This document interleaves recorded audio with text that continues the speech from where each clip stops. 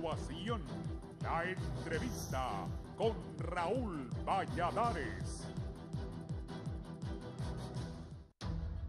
En una muestra que el seguimiento de políticas macro determinan mejorar la calidad de riesgo país, la firma calificadora de riesgos de inversión Moody's Investor Service informó del buen desempeño de los indicadores macroeconómicos que muestran la robustez del gobierno actual y el posible acceso a un nuevo financiamiento y a la emisión de bonos soberanos en el exterior. Por tercer año consecutivo, Moody's mejoró los bonos soberanos de Honduras a B2 de B3 y fijó al alza las calificaciones del emisor en moneda extranjera y local, así como las evaluaciones senior no garantizadas a B3 de B2. La perspectiva de la calificación de Moody's indica que las mejoras en recaudación de impuestos continúan por este y el año siguiente, además que cumplir la agenda de reformas estructurales contenidas en el programa con el Fondo Monetario Internacional favorecen al país. De forma oficial, lo planteado por Moody's ratifica que la continuidad de la perspectiva macroeconómica del país es positiva y equiparable al aumento de calificación de B2, lo que pone en evidencia la mejora del perfil fiscal respecto al déficit de gobierno central y a la misma recaudación tributaria que para este año se estima en más de 70.000 millones de lempiras.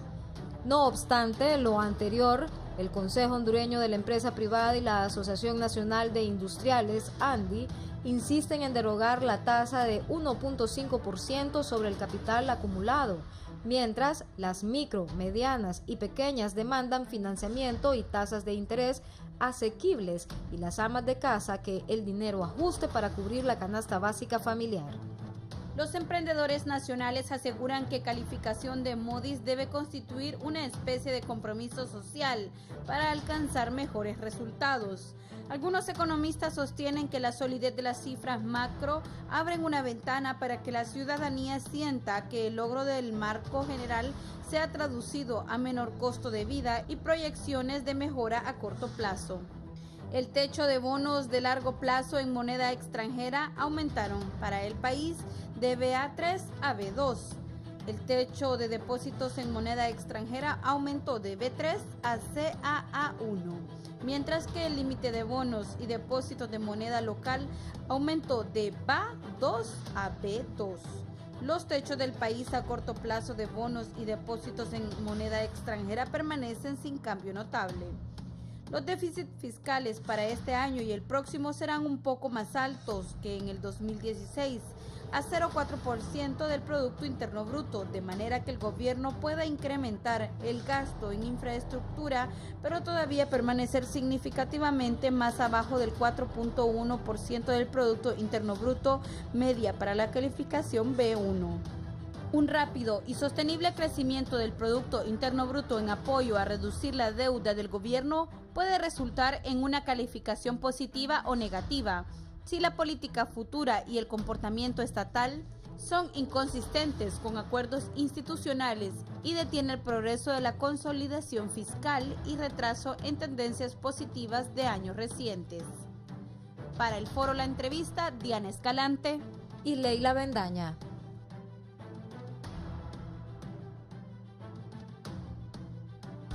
Este segmento es presentado gracias a Empresa Energía Honduras. Seguimos trabajando con esmero.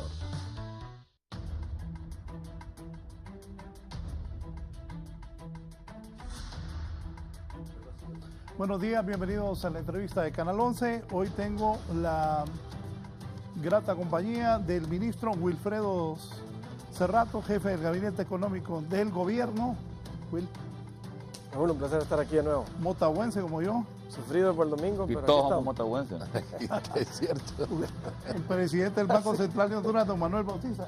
¿Es Motagüense también? Motahuense, 100%. Pues aquí todos Hemos raro, sufrido. raro porque de Santa Bárbara. Hemos sufrido. De los pocos motahuenses. Eso es lo de común que Santa Bárbara. tenemos.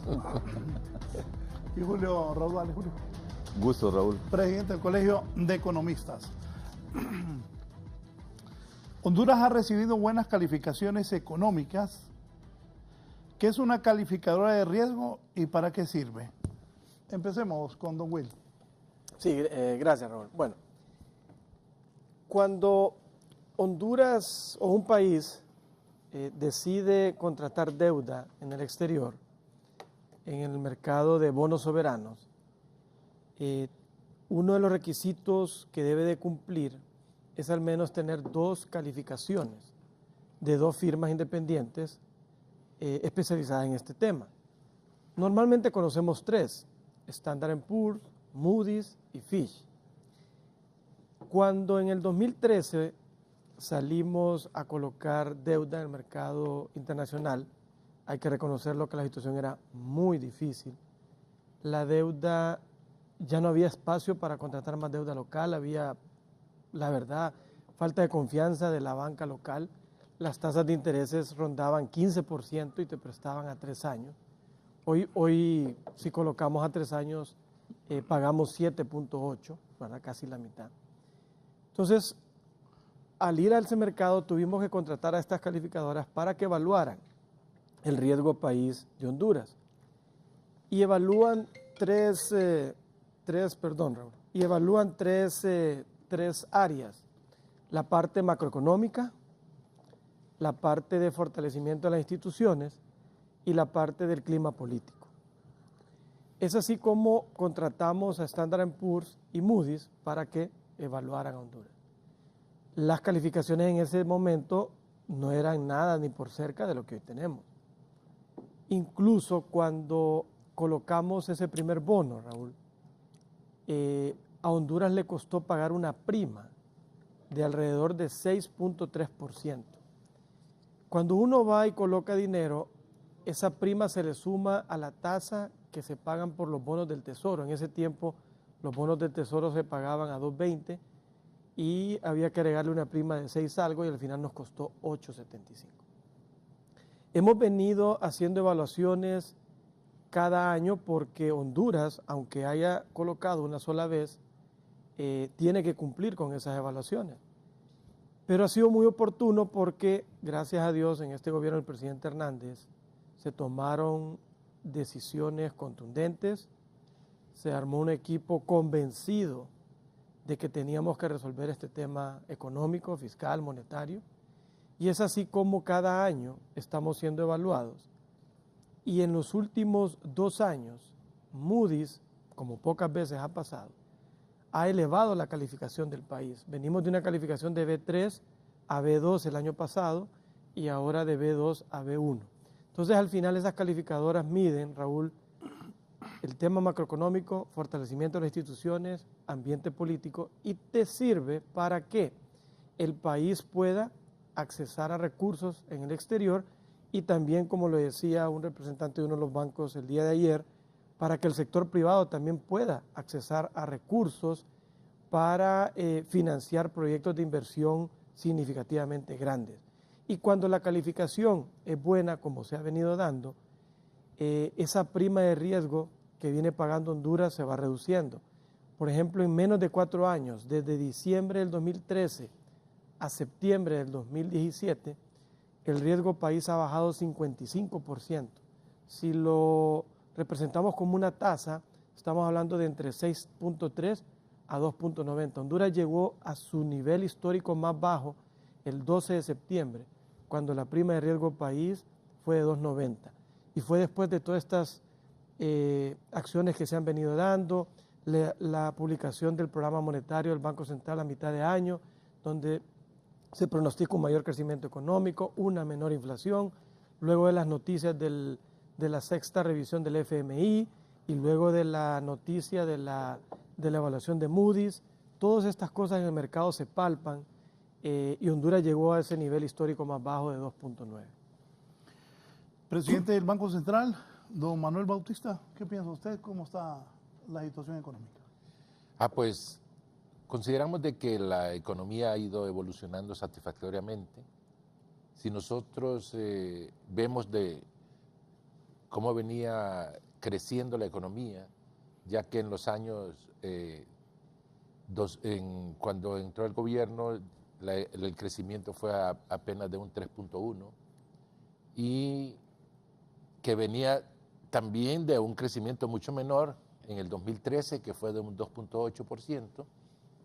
Ya crecer el 2015 un 3.6 ya se vio una mejor estabilidad ya por todas las medidas que se tomaron en el año 2014 y que eso le valió que el buen manejo de las finanzas públicas y la coordinación de la política monetaria con la política fiscal permitió dar una mejor sostenibilidad.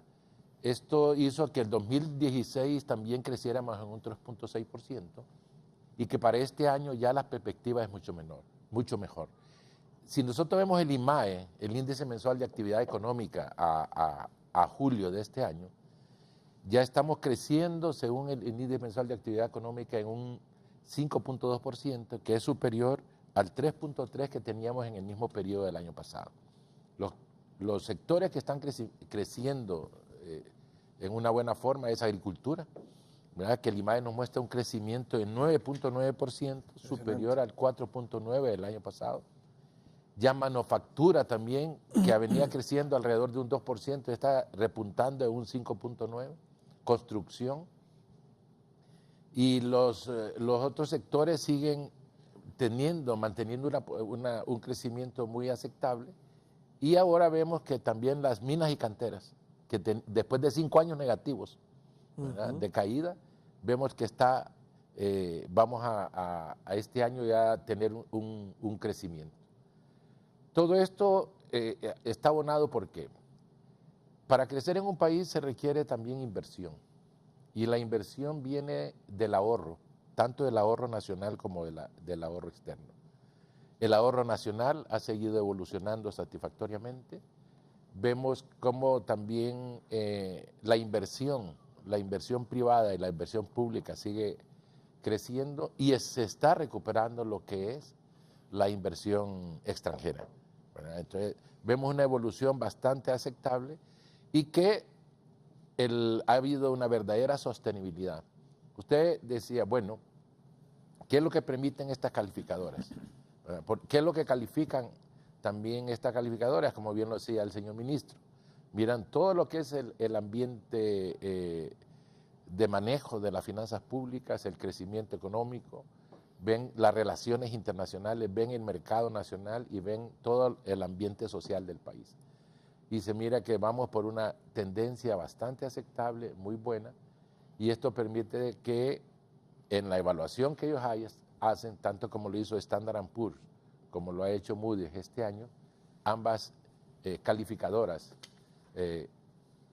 han permitido darle una mejor calificación viendo el desempeño de la economía nacional. Bueno, también he invitado al presidente del Colegio de Economistas de Honduras, porque don Julio Raudales, a mí me gusta que él es bien objetivo, independientemente del gobierno que esté. Julio, ¿qué piensas tú como presidente del Colegio de Economistas? Muchas gracias, Raúl. Y es un placer estar acá con no solamente 2 colegas, sino 2 distinguidos amigos, a quienes aprecio muchísimo y con quienes he trabajado ya bastante. Me dejaste por fuera, fíjate. No, pues tú eres el que está invitando a la casa, Raúl, así es que más bien... Me acordé una vez que estábamos en Perú, creo. Ajá. Ajá. ¿Qué pasó en Perú? No, me acordé que esa vez que estábamos ahí en Perú, que me dejaste por fuera. Yo también soy amigo. No. Lo que sucede es que con nosotros los 3 invitados que tienes en tu casa hoy, Raúl, hemos hecho trabajo juntos y creo que hemos tenido chance de compartir muchas cosas. Para mí es muchísimo más fácil hablar en esta mañana porque mi postura puede ser incluso un tanto más crítica porque yo estoy fuera del gobierno, pero creo que es muy importante enfatizar en algunos elementos que ya mencionaron tanto Manuel como Wilfredo. Primero, ¿por qué una calificadora de riesgo? ¿Para qué sirven las calificadoras de riesgo? Esa fue tu pregunta. Moody's, al igual que Standard & Poor's, que son las 2 calificadoras más grandes, entre las 2 tienen más o menos el 95%, entre las 3 con Fitch Rating, que es la otra que mencionaba Wilfredo, tienen el 95% del mercado, pero Moody's tiene el 40% y Standard & Poor's tiene el 40%, entre las 2 tienen 80%. Sí, son lo más grande. Además son gente muy seria, es decir, yo creo que no podemos nosotros o una persona que se precie de ser analista en temas económicos de descalificar a estos calificadores, ¿verdad? Creo que ese es un elemento que hay que considerarlo. Cuando una institución de este tipo hace una valoración sobre el comportamiento de cualquier economía, ya sea nacional o subnacional, creo que hay que considerarla, hay que tomarla en serio. Obviamente han cometido errores. En el año 2008, con la crisis de los bonos basura de los Estados Unidos, y que eso se trasladó a Europa, tuvieron...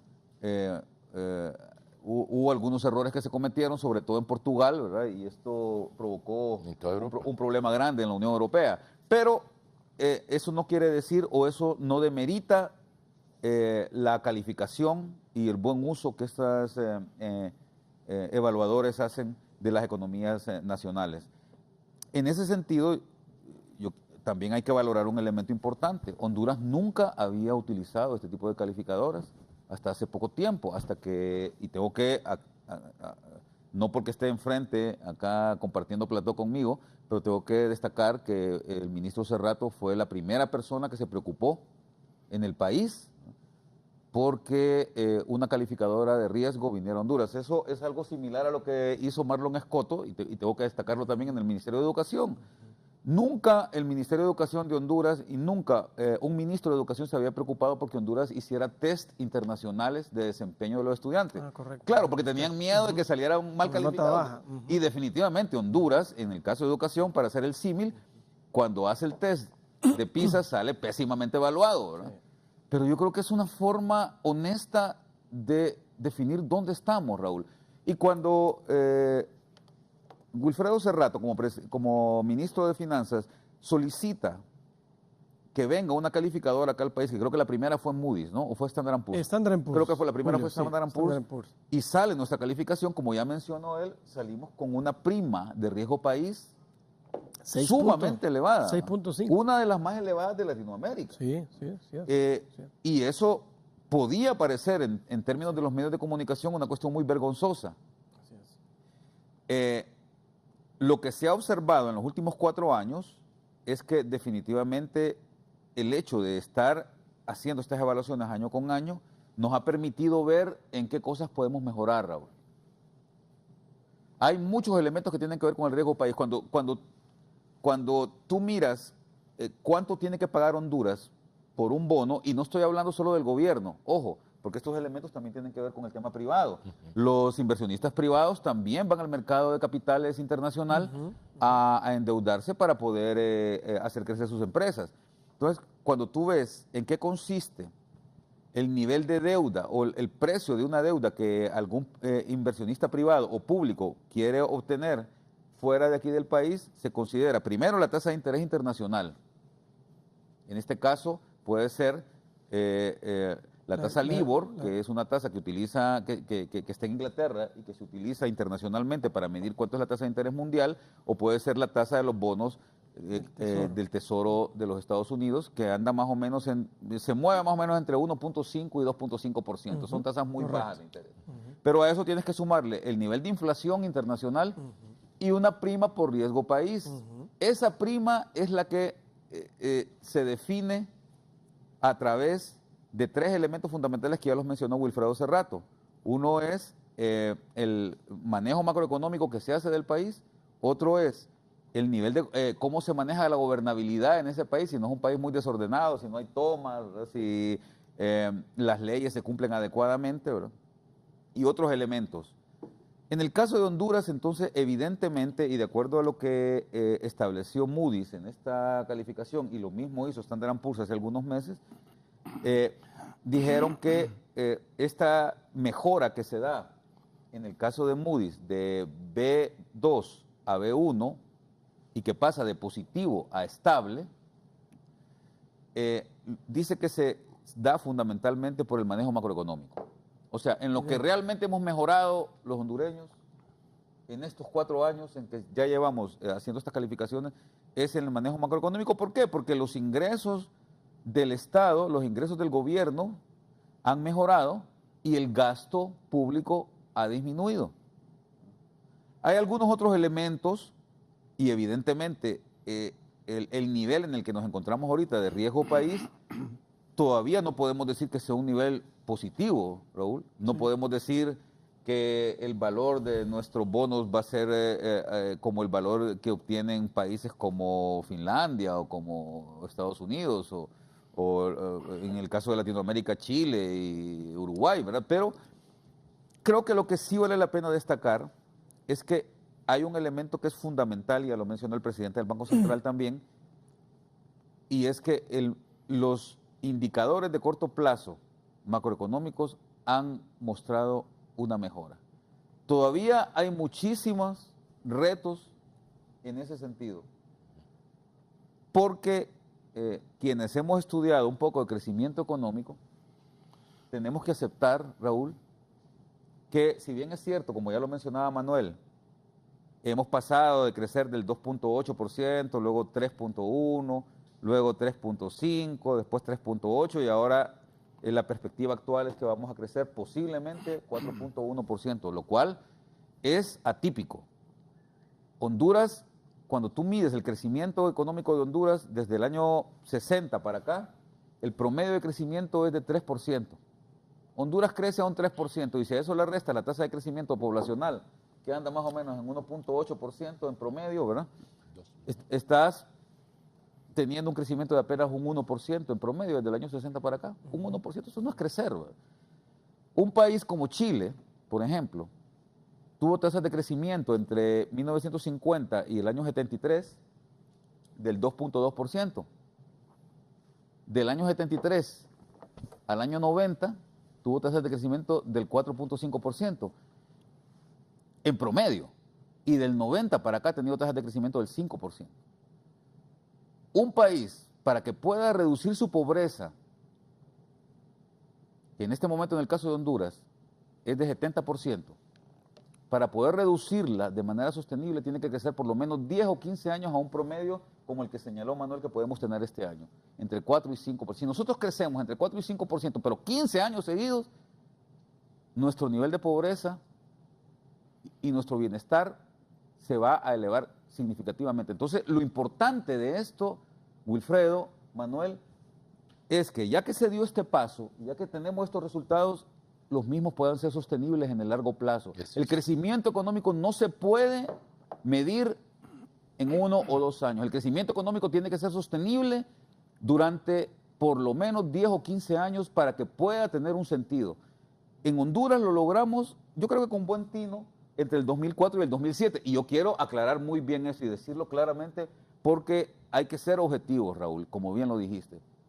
Porque yo he visto unas gráficas ahí que presentan a algunas personas que dicen... Mira, Will, ¿cómo se ríe? No, es que, es que estoy de acuerdo con él. En esto yo quiero, de verdad quiero ser objetivo. Quiero ser lo más honesto y objetivo posible porque incluso le ponen color. Yo sé que uno te va a gustar, Raúl, pero le ponen, digamos, un color a unas grafiquitas chiquitas de crecimiento y otro color de tu corbata a otra gráfica en donde sí crece bastante, ¿verdad? Esto no es así, Raúl. O sea, si vamos a ser honestos, y yo de verdad en esto quiero ser muy honesto, Honduras tuvo un crecimiento económico histórico, arriba del 6% durante 4 años seguidos. Y lo voy a decir en este momento. 2004, Maduro. 2005, 2006 y 2007. En 2008 empezó a bajar el crecimiento, también tuvimos un crecimiento importante, fue de 5 puntos y algo por ciento. 4.3. Sí. Hasta caer. Y después, en el 2009, evidentemente por el problema que se dio, se cayó en casi 2%. 2.1. Pero es bien importante decir esto. Tuvimos 4 años de crecimiento sostenido que de haberse continuado, de haberse manejado de manera más adecuada, posiblemente nos tendrían una realidad distinta. Entonces, ese es un elemento que hay que considerar y que yo quiero que tomemos en cuenta durante todo este programa, porque yo estoy de acuerdo, como dice la canción, es pasito a pasito, ¿verdad?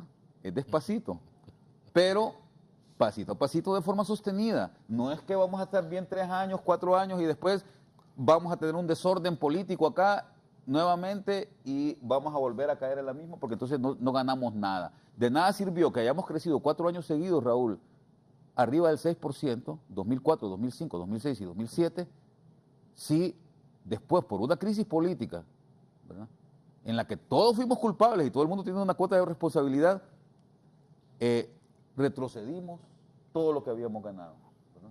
Tuvimos, Raúl, una deuda externa en el año 2005, gracias a una condonación, ¿verdad?, de 2.500 millones de dólares.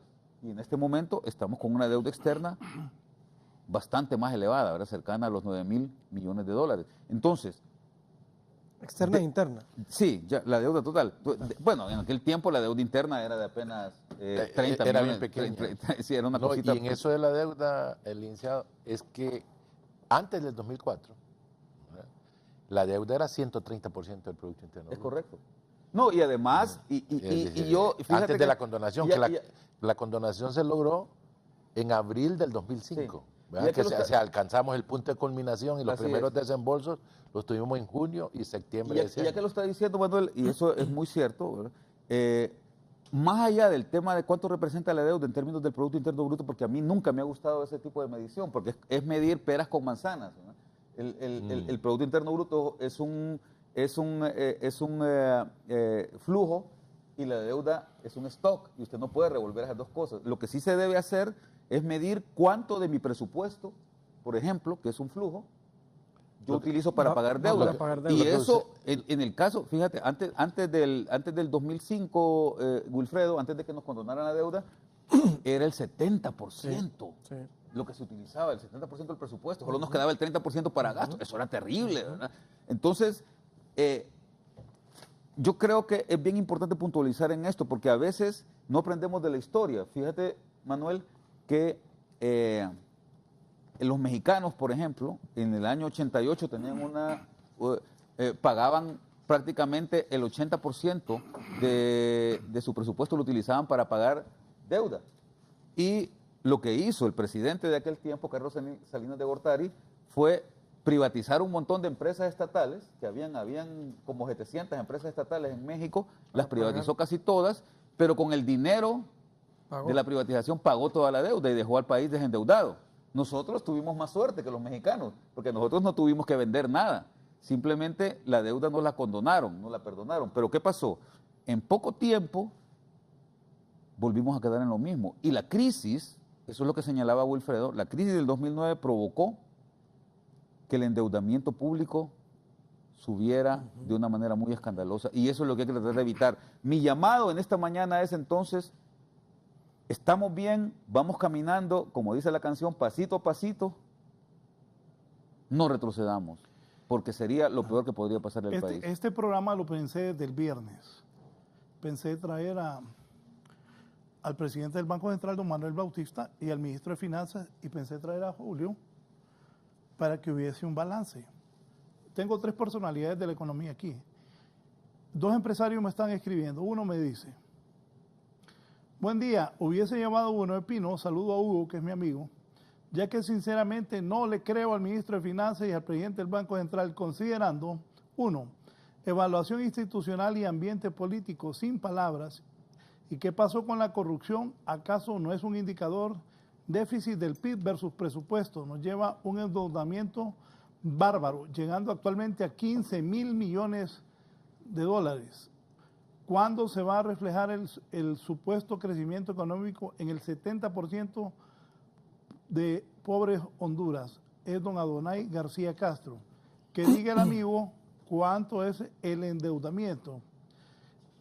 Y hablé con César Rosenthal, que César sabe de economía. César sabe de política, César no sabe nada, pero de economía sí. No, yo le digo, César, opina de economía, de política no. Estás pidiendo a gritos un aumento salarial. No, ahí me gran cuña, ve. Bueno, César también me dice, todavía estamos en zona especulativa, aún falta mucho trabajo, pero vamos en el camino correcto, dice César. Costa Rica está en B2 y Guatemala en B1. ¿Cómo estamos, ministro? En materia económica, ¿con qué números va a cerrar esta administración? Ok, quiero destacar unos puntos que mencionó Raudales y quiero hacer mención a ese mensaje del señor Adonai. Dice que qué pasó con la transparencia y después habla de déficit fiscal. Déficit fiscal no es sinónimo de falta de transparencia, son 2 cosas diferentes. Con el tema de transparencia, Honduras es el único gobierno que firmó un convenio con COST para que supervisen todos los procesos de licitación donde se destacan proyectos de infraestructura. Y si la gente lee el comunicado que ha hecho el FMI, que cuando nos cuestionaba mucho eran malos, pero hoy que destacan lo bueno que hacemos es que son flojos. Pero si ustedes leen ahí, hablan de avances que se ha hecho en materia de luchar contra la corrupción. Y yo voy a mencionar un caso bien concreto. Transparencia es poner orden en el pago de la tesorería, y lo hemos hecho. Transparencia es entregar un presupuesto en su tiempo al Congreso Nacional. Falta de transparencia es operar gastos sin presupuesto y que después no hay una rendición de cuentas. Eso realmente que es muy delicado, y yo lo decía en un programa, hay que ser bien, no sé, o sea, me sorprende que alguien pueda trabajar en el Estado con recursos ajenos, sin un presupuesto.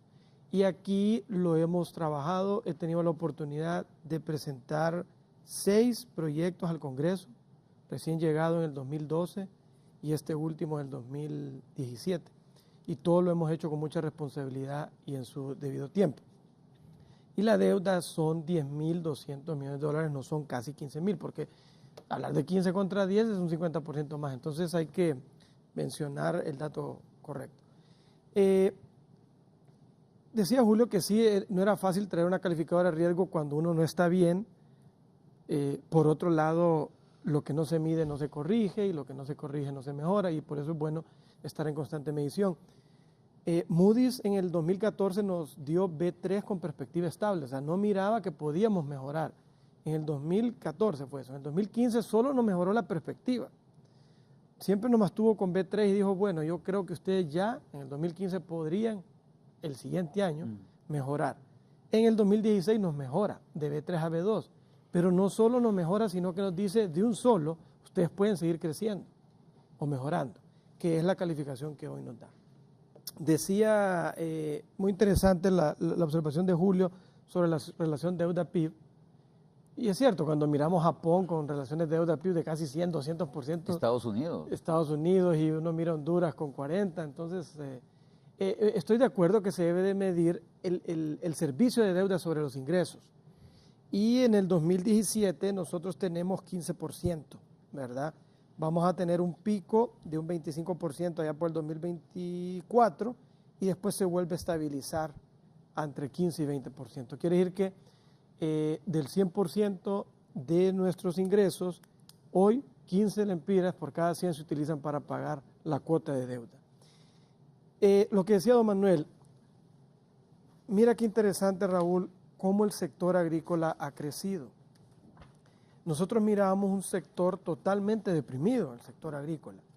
La gente no tenía confianza para trabajar la tierra, los bancos no financiaban los proyectos, y hoy vemos a julio de este año que la agricultura, ganadería, silvicultura y pesca creció 9.9%.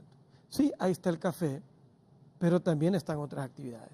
Y mira qué interesante, el presidente se puso como meta en este gobierno apoyar el sector agricultura y construcción. ¿Qué hicimos?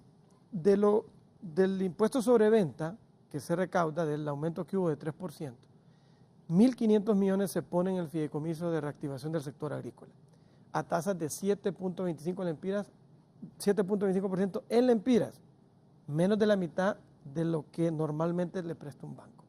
10 años plazo. Pero no solo eso, porque a veces uno puede darle dinero a la gente, pero se requiere más apoyo de gobierno, asistencias técnicas, convenios con Zamorano, convenios con universidades de Texas y otras, para dar asistencia al productor dependiendo de en qué rubro está.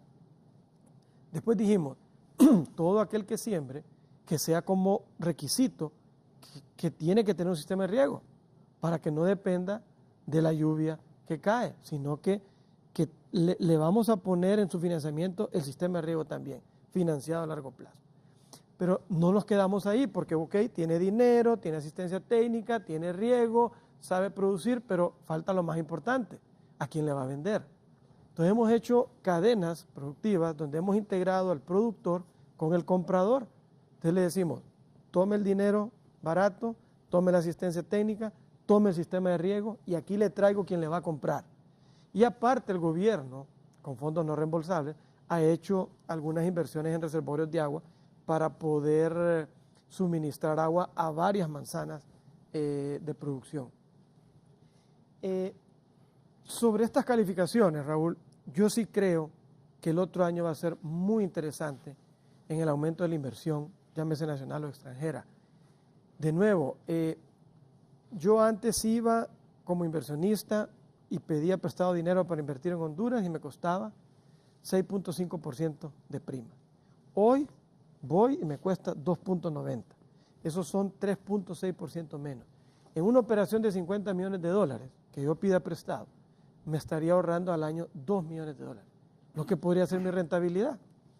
Quiere decir que ya es factible un proyecto en Honduras porque la tasa de interés baja casi 3,5%.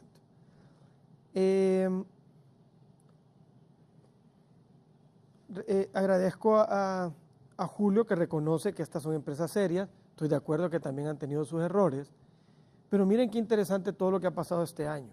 Cuando uno lee las calificaciones del FMI, cuando uno lee las calificaciones del Global Finance que le dio al Banco Central, cuando uno lee las de Standard & Poor's y ahora que uno lee las de Moody's, uno encuentra un común denominador que dice la mejora en reducir el déficit fiscal, en estabilizar la deuda. Quiere decir que realmente eso está pasando, porque 3, 4 entidades se pronuncian y en el fondo explican lo mismo. Y sí difiero con Julio un tema, que ¿por qué la calificación mejoró? Si uno lee la calificación, en la primera página dice la decisión de upgrade, de elevar la calificación de Honduras, es por 2 razones. La primera que la mencionó Julio, Honduras ha estabilizado su deuda porque ha reducido su déficit fiscal. Entre menos diferencia de ingresos contra egresos, yo tengo menos necesidad de endeudarme. Pero la segunda es las condiciones económicas y de instituciones que van a soportar la continua disciplina fiscal. Interesante, condiciones de instituciones, soportar continuidad. Y si uno lee, ¿a qué se refiere? Destaca las reformas que hicimos en antes la DEI, cuando aquí el presidente propuso a nosotros mismos como gabinete que había que cerrar la DEI con contundencia y crear una nueva institución bien pagada, con gente bien preparada, pero que cuidara los intereses del Estado. Todos dudamos y pasaron 2 años para que tomáramos la decisión. Y realmente que fue una decisión valiente. Yo reconozco el trabajo de Miriam al frente del ASAR. Luego separamos del ASAR la parte de aduanas y hemos tenido, y el presidente lo dijo, apoyo a hacer algo diferente con 2 condiciones. No podemos descuidar la recaudación tributaria ni la seguridad y debemos de mejorar la atención al sector privado. Y hoy vemos en aduanas cómo eso ha mejorado. Entonces te lo destacan ahí, pero lo que más destaca Moody's, lo destacó Standard & Poor's en fortalecimiento institucional, es la ley de responsabilidad fiscal. Raúl, es una ley, no es que está en el presupuesto y voy a ver si lo cumplo, es una ley que indica a cuánto debemos de cerrar el déficit fiscal en este año. Quiere decir que cuando alguien pide un aumento presupuestario y los ingresos no están, yo tengo que ser contundente y saber explicar por qué no se puede, porque si no tengo un problema legal. Eso va a permitir que exista confianza de los inversionistas de que en los próximos años, solamente que alguien proponga en el Congreso eliminar esa ley, pero tendría que tener mayoría. Caso contrario, la gente va a confiar que se va a mantener la disciplina fiscal porque ahí hay una ley. Y lo último que mencionaba Julio, que estoy totalmente de acuerdo, no podemos cada inicio de gobierno tomar algunas decisiones, empezar a arreglar las cosas, hasta por el 3er año uno empieza a ver un poco la luz y ya en el cuarto, caerse todo porque hay que empezar de nuevo. Necesitamos políticas sostenibles. Por eso es bueno, como dice el presidente, nunca olvidar de dónde venimos. Señores, a mí me tocó en marzo del 2013, había que pagar la planilla 2.500 millones de lempiras. Y solo teníamos 300 millones de lempiras en la cuenta. Y eran 2.500. Y eran 2.500. Ni siquiera un tercio podías pagar de los salarios. Aparte que atendía yo a la Cámara de Constructores y nos decían, Will, nos debes 1.400 millones de lempiras por obras ya hechas al Estado. Y después usted volteaba a ver acá y le decían los proveedores de salud, nos deben tanto en medicamentos, nos deben tanto en alimentos. Óigame, era un caos, sinceramente. Yo ahí sí es la única vez que he estado de acuerdo con el fondo de que se venía un problema de default. Pero de ahí, gracias a Dios, se tomaron acciones y todo eso se ha ido solventando y cada día vamos mejorando. Hoy no solo podemos pagar las cuentas al día, los constructores, cada semana se le pagan alrededor de 200 millones de lempiras. Fideicomiso de medicamentos, ya está en un fideicomiso el dinero, ya está el F01 cargado a favor de ellos. Tuvimos una reunión la semana pasada con representantes del Banco Occidente. Los salarios se pagan al día, los aguinaldos se pagan antes que el sector privado, pero no solo eso.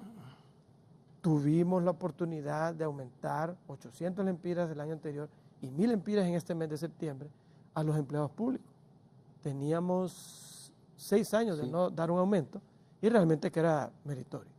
Pero todo esto se logra por tener estas finanzas en orden y por eso debemos de apoyar toda institución y toda ley que promueva ese sostenimiento en el futuro, porque es duro para la gente cuando un gobierno quiere arreglar lo que el otro desarregló, porque normalmente donde pega es más impuestos.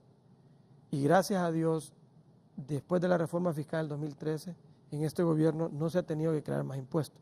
Al contrario, quitamos el impuesto sobre venta para la compra de insumos y bienes orientados al sector agrícola. Presidente Bautista. Sí, yo creo que a veces escuchar expresiones apresuradas es preocupante porque, como se dice, lo que está a la vista no necesita anteojos. Creo que la sostenibilidad del país ha sido importante. Es cierto que se tomaron medidas fuertes en el 2014 por la situación. Si no se hubieran tomado esas políticas de aumentar los impuestos, y todo, no hubiéramos salido de esta situación. Es un sacrificio de la población, eso lo reconocemos.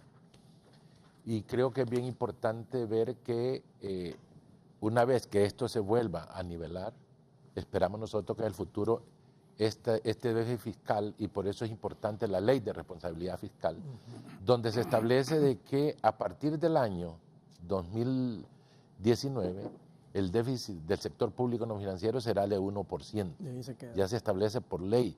¿Para qué? Para que no exista esos exabruptos y que se puedan manejar las finanzas públicas como debe ser. Creo que todos estamos en contra de la corrupción. La corrupción es un cáncer que daña a cualquier país. La corrupción le afecta en proyectos, le afecta en la toma de decisiones. Los países no crecen por los problemas de la corrupción. Yo creo que todos debemos de combatirla. Se han hecho grandes pasos en este gobierno, se adhirió al sistema a Transparencia Internacional, es el único país que se ha adherido de América Latina a Transparencia Internacional.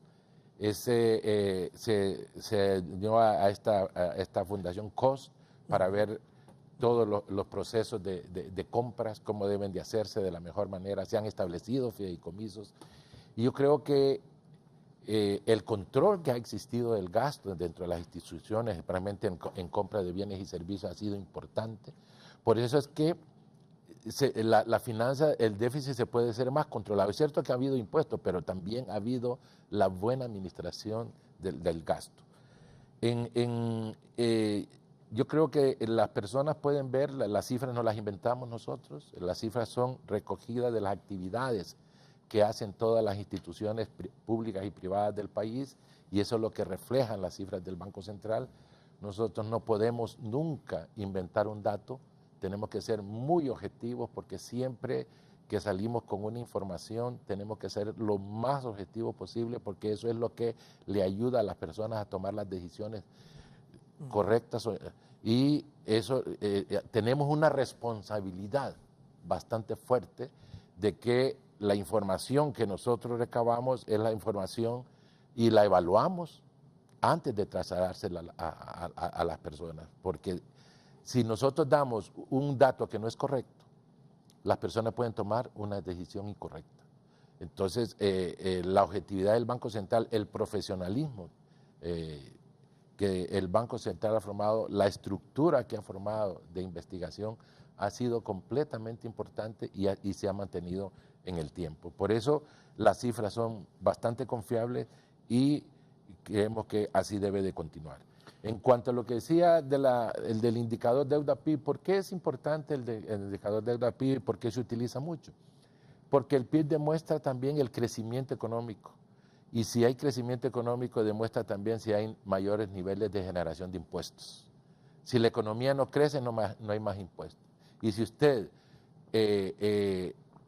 no tiene ese crecimiento y si no hay mayor generación de impuestos, no puede pagar a lo que se ha endeudado. Entonces sí hay un indicador de que es cierto lo que dice el licenciado Raudales, Julito, de que es una relación, es cierto, un stock con un flujo, pero realmente tiene un sentido, y el sentido es como en la parte suya, ¿cuál es la capacidad de pago que usted tiene?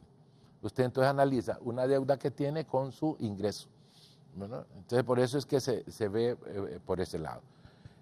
Tal vez no sea perfecto, pero sí es un indicador muy importante. Ahora, ¿por qué es bien esencial esta ley de responsabilidad fiscal? Y porque también el Banco Central, dentro de su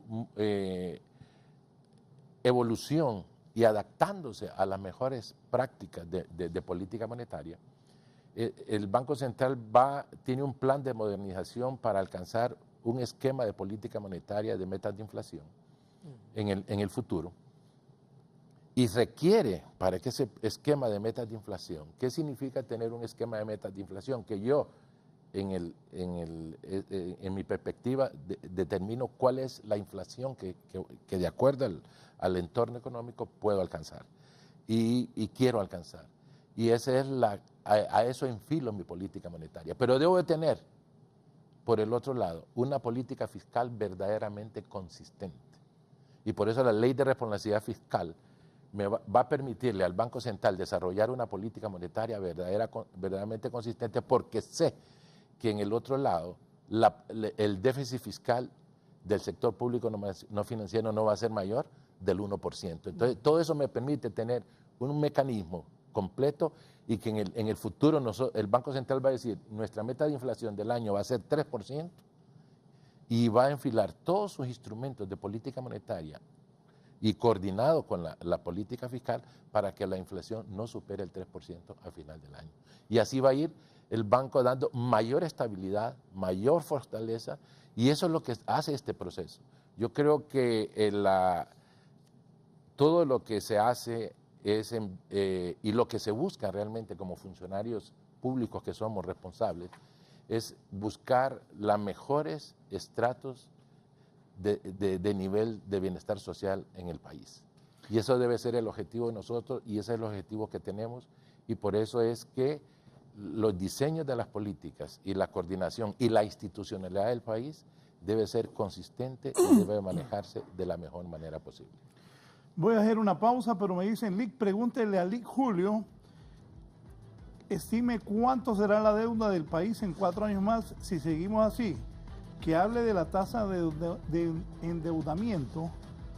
Y también me dice aquí Mauricio Padilla, Raúl, feliz día, excelente debate. Saludos a don Manuel Bautista, al ministro, y a Julio Raudales. Que digan cuánto es la deuda interna y cuánto es la deuda externa.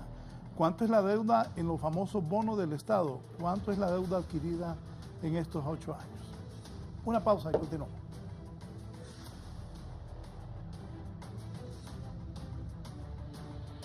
Este segmento fue presentado gracias a Empresa Energía Honduras. Seguimos trabajando con esmero.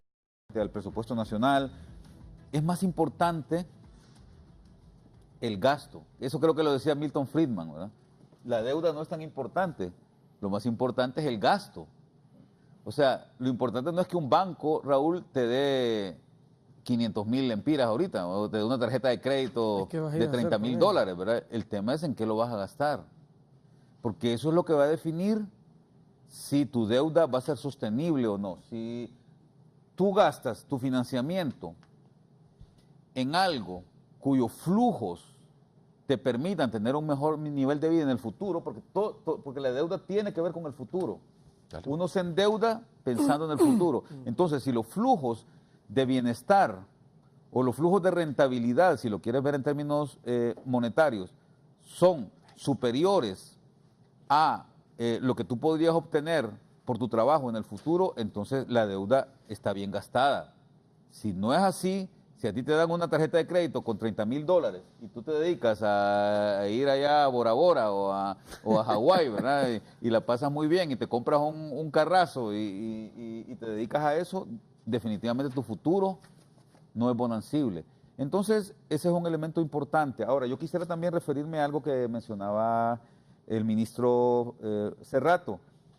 Es cierto que el segundo elemento que se tomó en consideración, aparte del elemento macro, es el tema de institucionalidad, el tema de mejora institucional.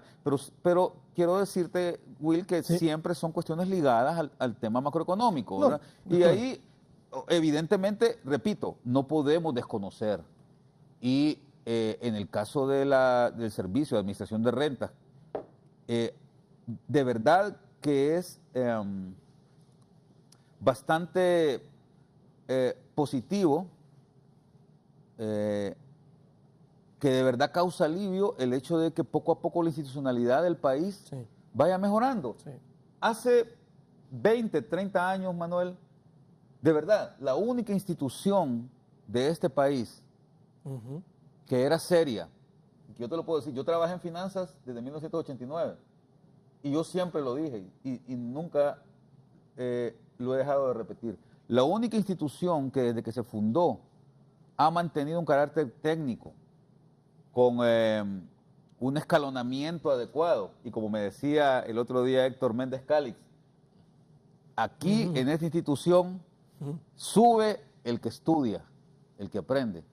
La única institución que históricamente había tenido esas características era el Banco Central de Honduras, ¿verdad? Afortunadamente, hay instituciones que han ido cambiando también. Y una de ellas, tengo que mencionarlo, es el Servicio de Administración de Rentas. O sea, creo que haber cerrado la DEI y haber creado una institución que está siendo administrada con criterios de meritocracia, ¿verdad? Y criterios totalmente técnicos, es bueno. Y ojalá que vayamos caminando hacia allá, porque hay que reconocer que la mayoría de las instituciones públicas del país no son así. En la mayoría de las instituciones públicas se nombra gente sin un criterio técnico, los puestos no se escalonan de manera meritocrática, no tenemos una oficina de servicio civil, no tenemos un instituto de servicio civil, de administración pública que responda a criterios de meritocracia también. Y esto está afectando o afecta el futuro. En la medida en que haya voluntad política para que estas instituciones se vayan fortaleciendo y que la contratación de personal en el sector público no obedezca a criterios partidistas ni a criterios de política y no obedezca al amiguismo. Julio, aquí está el presidente del Banco Central y el ministro de Finanzas. ¿Están actuando bien? ¿Se está trabajando bien? Yo creo que ya lo dijimos. Mira, no, No, que la pregunta que... yo creo que ya lo dijimos y evidentemente, y no lo digo yo, Raúl. Espérate. No, Raúl, es que ¿Por no qué lo... te reíste? No, la pregunta que le hace de un solo. Raúl, es que no lo digo yo. No, lo dijo Standard & Poor's y lo dijo es que Moody's. yo he traído a Julio y lo traje para tener el balance. Raúl, ¿Están trabajando bien o no, Julio? Lo dice Moody's que están trabajando bien, ¿verdad? No lo digo yo. O sea, pero de nada serviría que lo dijera yo si un calificador que vino con estándares internacionales... Que, por ejemplo, un ministro de Finanzas y un presidente del Banco Central debe estar varios años. No deben cambiarlo por política. Fíjate que, perdóname, discúlpame que te interrumpa, porque Wilfredo Cerrato habló de la ley de responsabilidad fiscal y a mí me parece que está bien.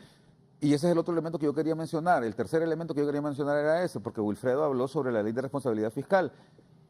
yo creo que aquí el tema es cómo hacemos para que las leyes se cumplan. Claro, ¿verdad? claro. Yo no tengo más pruebas de que la ley de responsabilidad se cumple porque hay una persona al frente del Ministerio de Finanzas que está muy comprometido con que la ley se cumpla, pero yo no sé qué puede pasar en el futuro. ¿Te das cuenta? Porque también tuvimos, en el 2004 se aprobó una ley orgánica de presupuesto, que es bastante buena, con un sistema de información excelente, ¿verdad? ¿Y qué pasó? 3 años después ni siquiera se presentaba presupuesto en el país, ¿verdad? Entonces, de nada sirve que tengamos una buena ley, porque yo que trabajé en el desarrollo de esa ley... ¿No trabajiste? No, de verdad, lo digo con honestidad. trabajaste en esa ley, Hugo y Rebeca... Se ve enojar Hugo No, y Rebeca. Hugo y Rebeca son amigos míos. Y yo les tengo pero Mel tenía culpa mucho ahí respeto. también. Pero aquí hay elementos que tenemos que considerar. Por ejemplo, ya que mencionabas el Banco Central, fíjate. El Banco Central de Honduras, aunque ha sido, repito, la institución más seria y más técnica que ha tenido el país desde el 1950 que se fundó, hay elementos todavía en los que podemos mejorar. Hay países, por ejemplo, Manuel, en donde hay por ejemplo, y no quiero, y voy a hablar como presidente del Colegio de Economistas en este momento, en países serios en donde se llevan políticas monetarias bien estructuradas y que se distinguen por la calidad de sus políticas monetarias, todos los miembros del directorio del Banco Central son economistas, y por ley. Te voy a mencionar el caso de Chile. La ley chilena dice que los 10 directores del Banco Central de Chile tienen que ser economistas por fuerza, no pueden ser, y repito, estoy hablando como presidente de un gremio, ¿verdad? Pero es importante, porque yo no, en la Corte Suprema de Justicia nadie puede ir ahí si no es abogado. Si no es abogado. Entonces, el otro elemento, como bien decía Raúl, en el directorio del Banco Central, los directores se eligen por 10 años, sin criterio partidista, ¿no? Y van vacando, cuando cumplen sus 10 años, entra otro y los elige, a cada director del Banco Central los elige el Parlamento, los elige. Entonces, el Congreso. Eso es lo que se llama independencia del Banco Central. Lastimosamente, en Honduras todavía eso no es una realidad, y no voy a hablar de esta administración porque no ha sucedido, pero hubo una administración, Raúl, en donde el jueves se anunció que el valor del dólar subía, creo que 30 centavos, ¿no? Cuando costaba 19.03, creo, el dólar. El 8 de abril. Y hubo un día, Wilfredo, yo creo que vos no te acordás de esto, hubo un día en que el jueves el Banco Central en la SAPDI, en la subasta, anunció que el precio del dólar iba a subir como 30 centavos, y el presidente de Honduras llamó al presidente del Banco Central y le dijo: si no me bajas ese dólar al precio en que estaba, el lunes no amaneces en tu puesto. Y el lunes siguiente amaneció. Entonces, ¿te das cuenta? Cuando un Banco Central no es independiente, corremos esos riesgos, ¿verdad? Corremos esos riesgos que debemos de tratar de evitar. Ese es un elemento bien importante. Eso fue el 8 de abril. Aquí me dice el licenciado Daniel: buenos días, qué excelente programa el de hoy. Quiero preguntarle al presidente del Banco Central, al señor Bautista, ¿cómo está el PIB real actualmente y dónde puedo conseguir el texto Honduras en cifras más actual? El PIB real ahorita, como mencionaban, al 2016 fue de 3.6, esperamos nosotros que sea de entre 4.0 y 4.1. El Honduras en cifra ya el último lo tenemos al 2016 y ya está en la página web, y si lo quiere físico puede pasar por el Banco Central por él. Pero ya lo tenemos en la página web completo. Me contó un amigo que llegó el presidente Hernández al Banco Central y quedaba viendo el banco. Qué bonito, aquí decía Juan Orlando. Aquí quiero venir a trabajar, Dios. Mire cómo, Qué bárbaro, mire cómo de arriba. Le acabo de contar, imagino, Manuel. Qué bárbaro. Dije que Juan Orlando quedaba viendo. No me paso para aquí.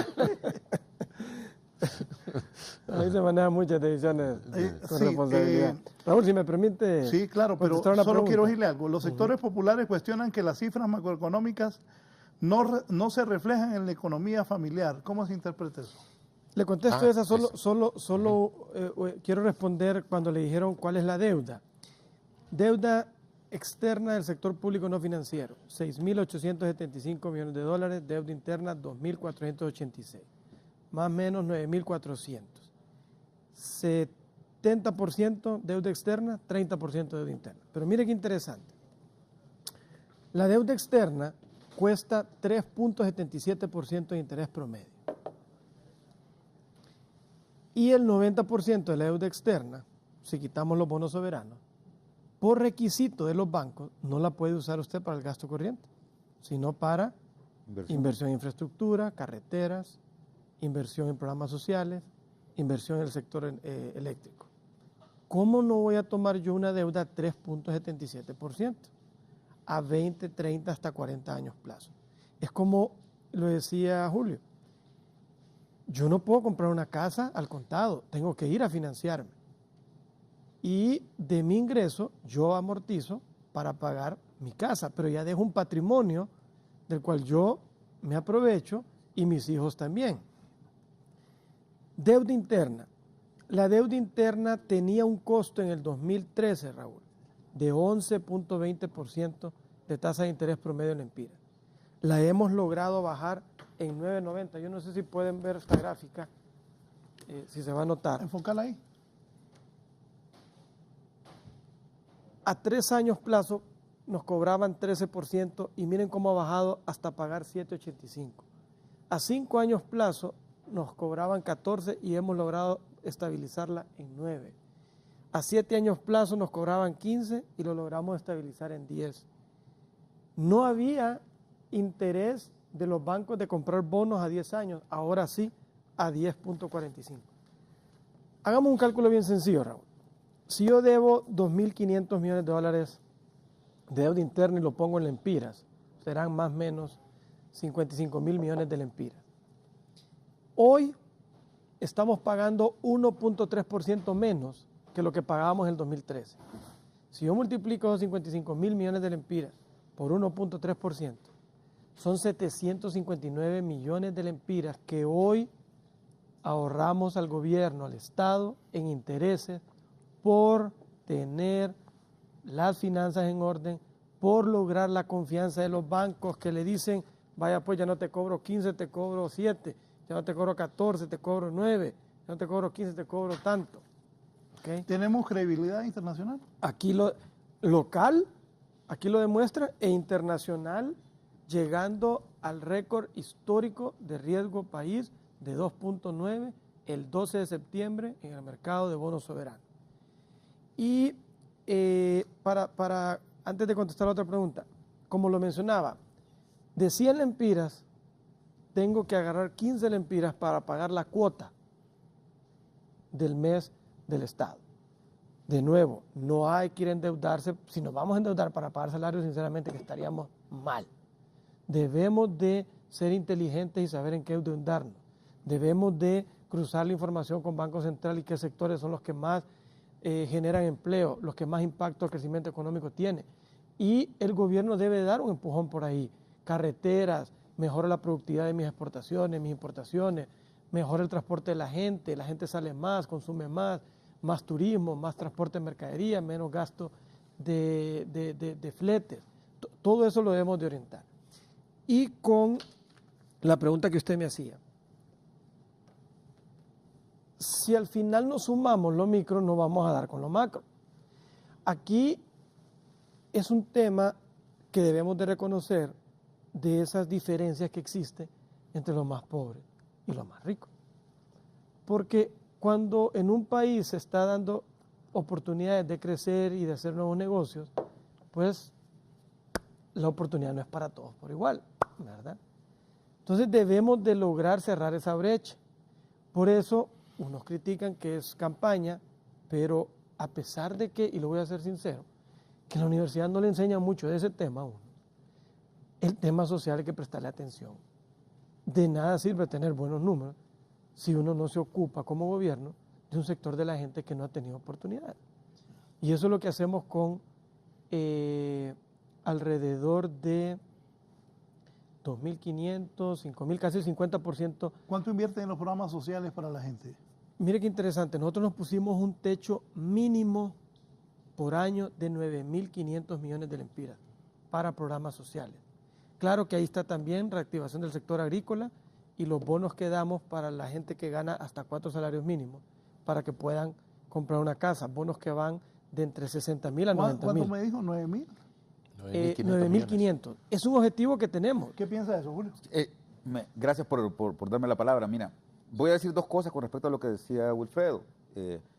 Julio, disculpa que te interrumpa, Sí. solo cierro acá. Otra cosa, para que haya derrame, como ha sido un poco de moda esa palabra, Spillover. también los amigos, grandes empresarios, deben de reconocer que si se exoneran a los grandes a sacrificio de los pequeños, no hay ese derrame. Para que haya derrame también tiene que haber una balanza a la hora del pago de los tributos. Ok, permíteme decirte dos cosas, Wilfredo, Dale. con respecto a lo que estabas mencionando ahora. Y que o sea, quiero decir que esto ha sido un elemento tradicional en el país y es algo en lo que hay que ir pensando cómo lo vamos revirtiendo. Lo primero es que desde más o menos el año 2007 en el país hemos tenido un déficit primario fuerte, que se ha ido reduciendo, es cierto, porque ha mejorado la situación macroeconómica, ¿verdad? El más alto fue más o menos en 2013 porque fue el año en que tuvimos el peor desempeño fiscal, ¿verdad? Sí, casi 8%.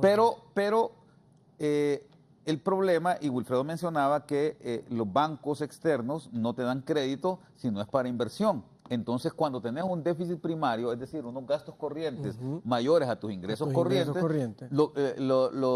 la deuda que adquirís la adquirís aquí con bancos internos, ¿no? O con los organismos, con los INJUPEN, INPREMA, con los Fondos de pensiones. con los fondos de pensiones. Entonces, ¿qué pasa? Las tasas de interés ahí son muchísimo más altas y eso te va provocando o te puede provocar problemas fiscales en el mediano plazo, ¿verdad? Claro. Ese es un elemento que hay que ver cómo lo revertimos.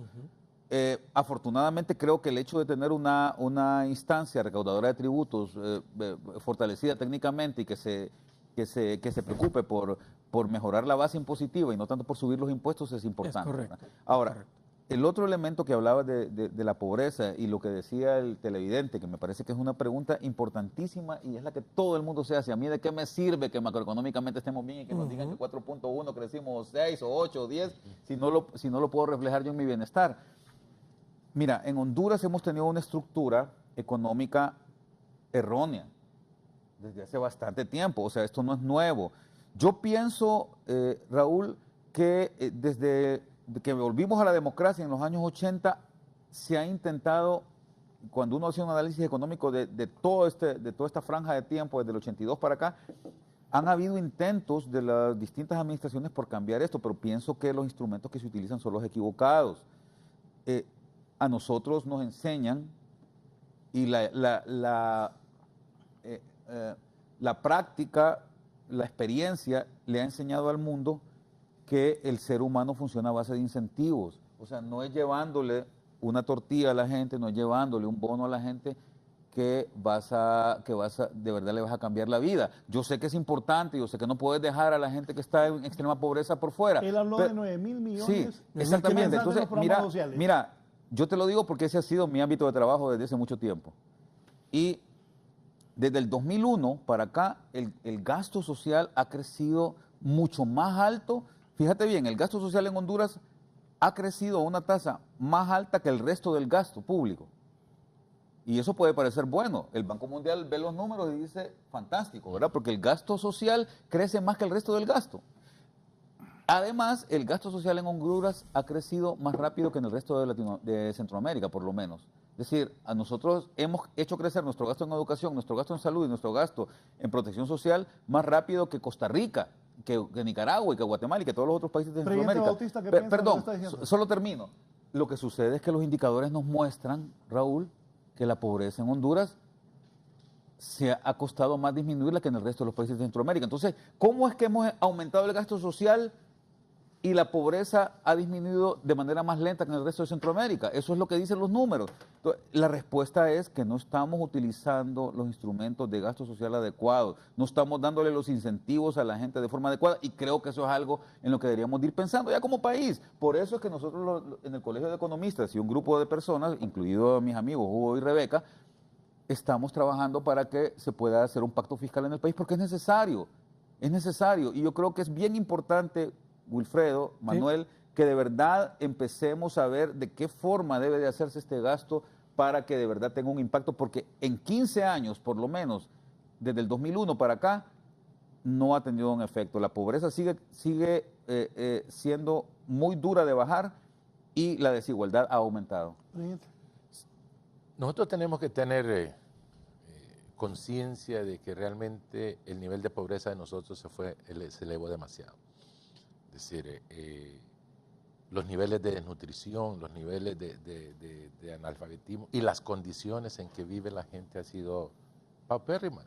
Es decir, y yo creo que haber llegado a un nivel de pobreza del 65% por el lado del ingreso, según el indicador, es una cosa catastrófica. Y no solo eso, sino que los niveles de pobreza extrema que se han tenido, que abarcan casi el 35% de eso, es algo increíble.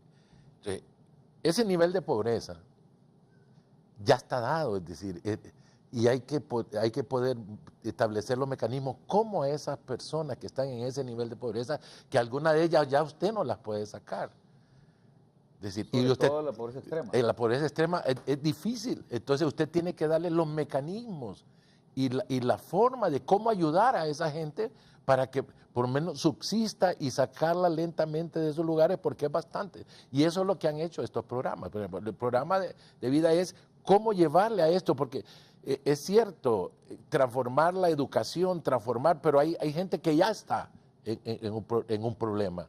Y hay que ayudarle a subsistir como de lugar.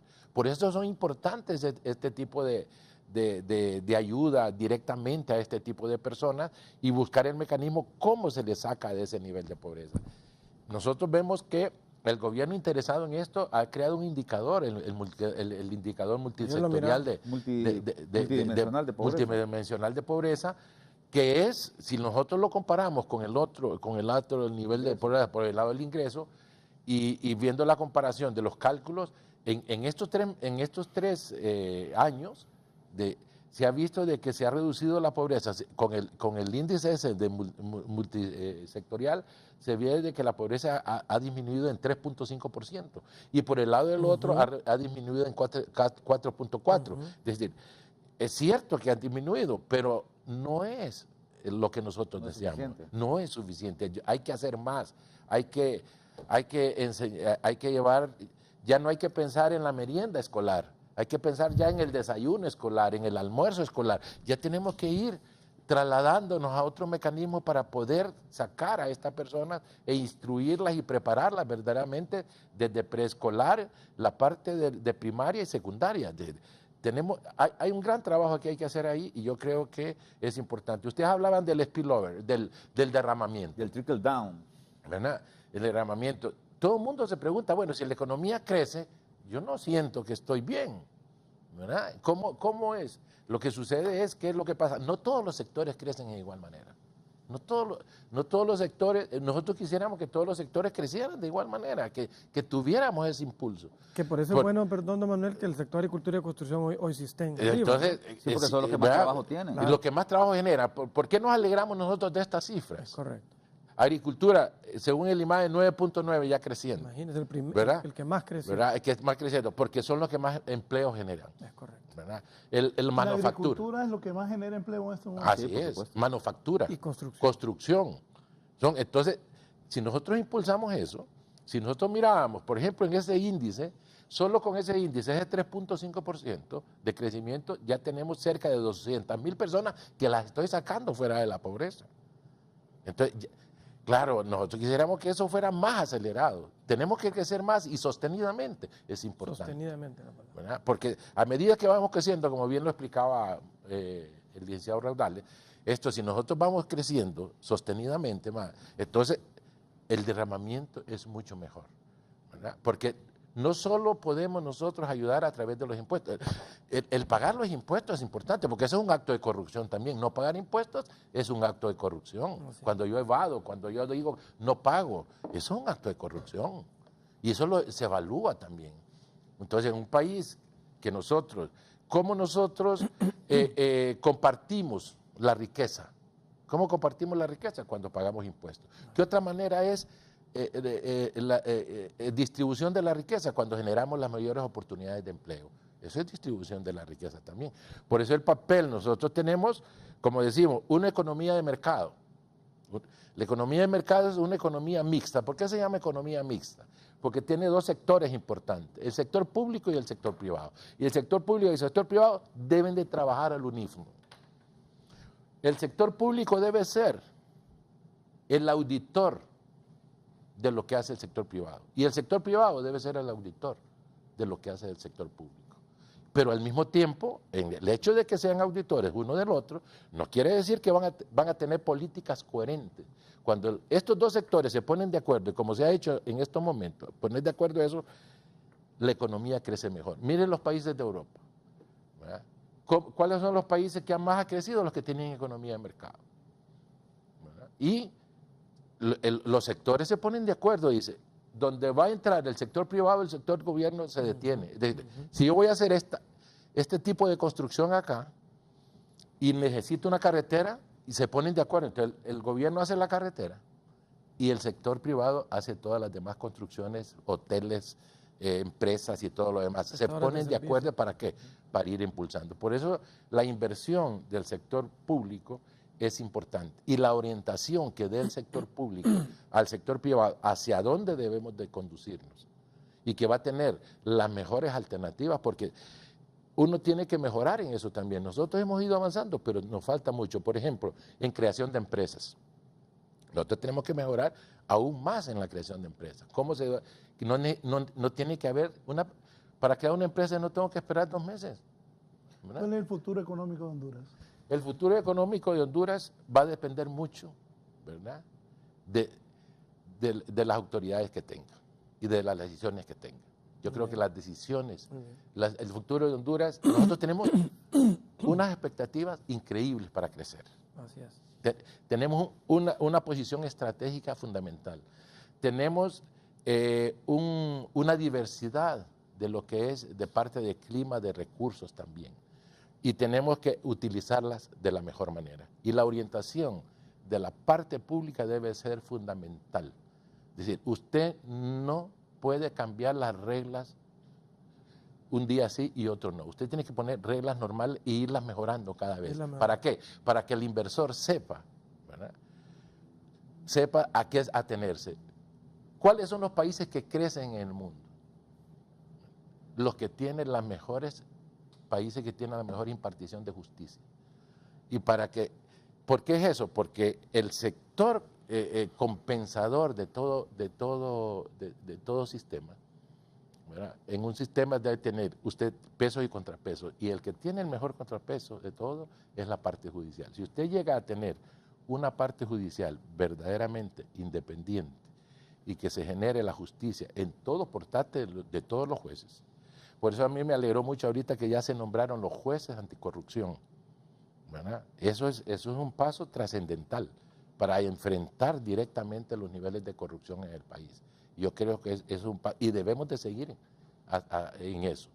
Porque a medida que combatamos eso y tengamos una impartición de justicia, nosotros vamos a ver que tenemos paz y tranquilidad.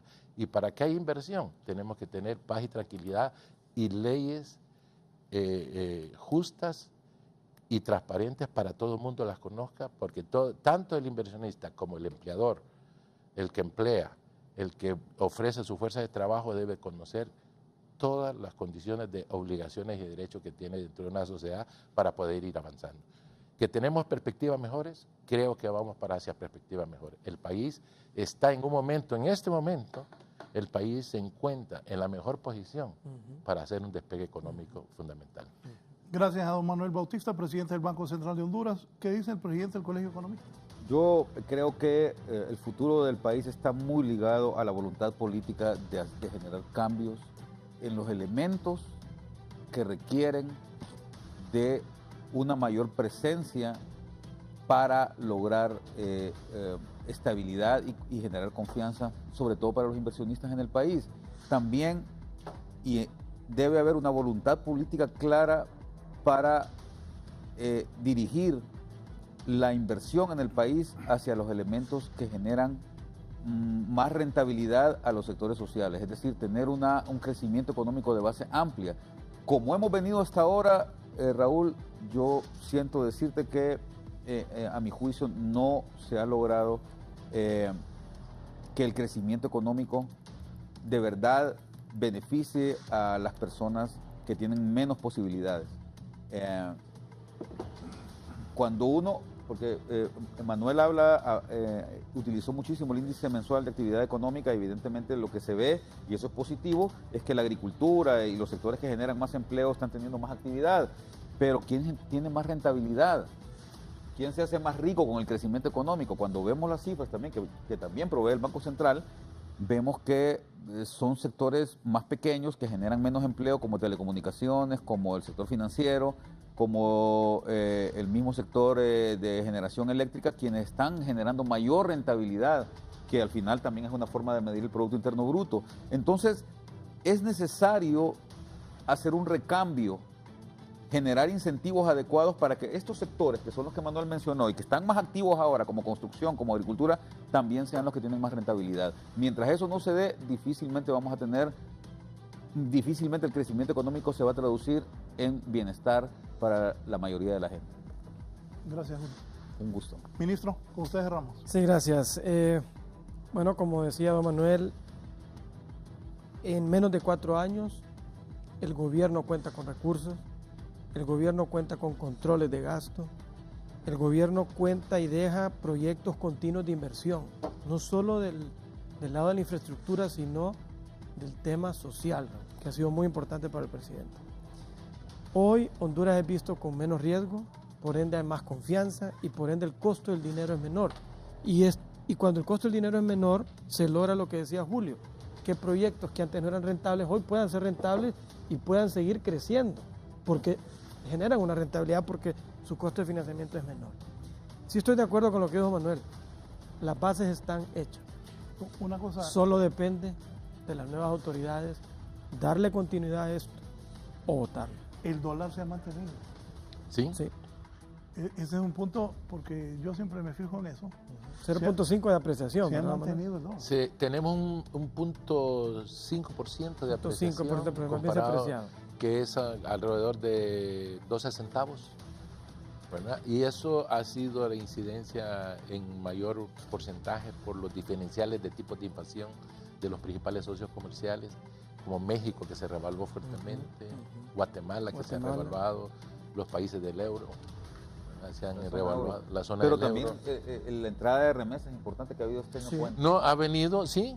Es decir, Cuenta eso esa, cuenta los café. niveles de reservas que hemos tenido. Ahorita actualmente tenemos un 5.1 veces de cobertura de meses de importación. Y también hay que decir, Manuel, hay que aceptar también que las exportaciones han subido. Sí, Por sí, lo sí. otro, ha habido un incremento en las exportaciones, pero creo que hay que rescatar mucho el tema de 15% las más de remesas. producción de café a pesar de 3% menos de precio. Sí, es decir, tenemos solo por café este año ha ingresado 400 millones de dólares más. Por banano está ingresando Banano más, también, correcto. 150 millones, 100 Ahora, millones de dólares. Se mantiene la amenaza del precio de los combustibles que puede subir fuertemente, podría subir fuertemente debido a los fenómenos que han habido, y esto podría tener un impacto. Y hay que recordar también, y eso qué bueno que Manuel lo dice, que el tema del tipo de cambio es un tema de política, ¿verdad? En el caso de Honduras maneja el tipo de cambio, no lo deja libre, no tiene un tipo de cambio flotante, y entonces eso tiene que ver, y es muy importante porque la forma en que el Banco Central maneje su política cambiaria en el país va a influir en la competitividad. Ministro.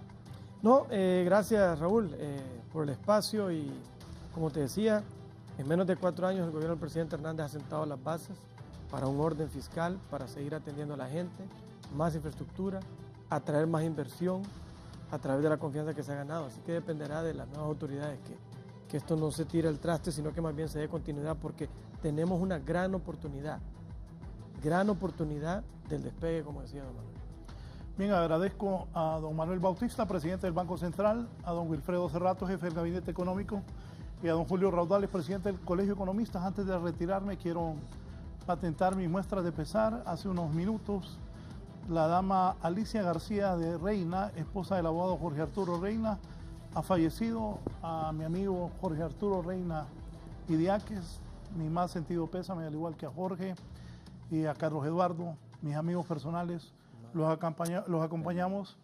Ha fallecido su madre, pues momento duro para Luz Reina.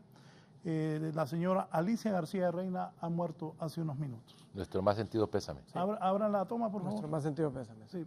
Todos los que estamos aquí mandamos nuestro más sentido pésame a la familia Reina. Buenos días.